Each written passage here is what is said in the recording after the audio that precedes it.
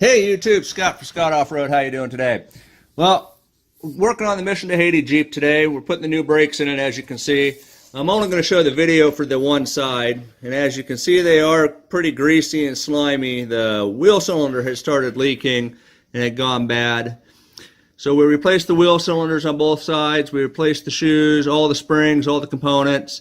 So the Jeep stops a lot better.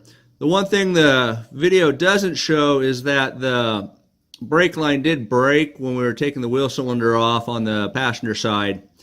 Also, we did put new drums on it, so it looks a lot better, stops a lot better. Kind of where we're at with the Jeep, though, is the two back tires have rips or slices in them just from dry rot and being old and really aren't safe to use. The shocks are shot. The rear springs are sagging. The muffler is ripped. It's missing some exhaust clamps. It's missing a lug nut.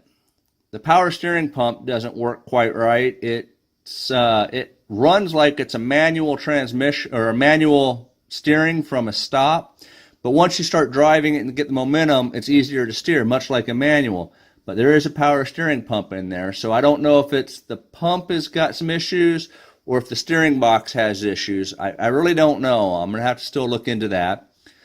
The driver's door hinge is sagging. They put a new motor in this vehicle about 20,000 miles ago. However, they didn't replace the motor mounts, and they are completely shot.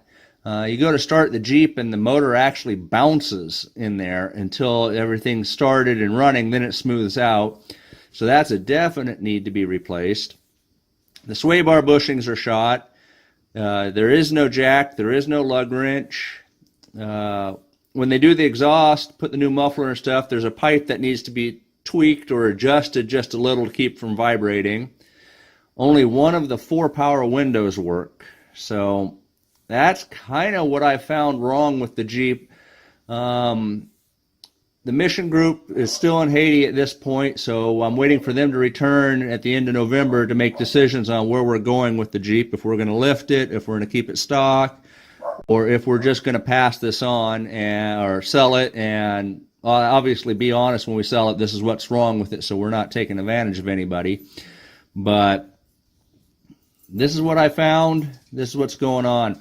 Other things that we have done to the Jeep while I had it that day and we were working on the brakes is somebody had put a remote start in it. That has been removed and all the wires fixed. There was a couple broken wires going to the master cylinder. I'm assuming they were the stoplight switches for the brakes, and then also there was a bad ground wire off the battery that has been fixed. We also removed a toggle switch that was part of the remote start. So took care of a lot of the small wiring issues they had questions about that needed to be taken care of. We've got a big list of things that need to be done on this. I just don't, like I said, I'm waiting on direction to see what we're going to do next. But thank you for watching. Remember, like, subscribe, comment below. Thank you very much. Have a blessed day.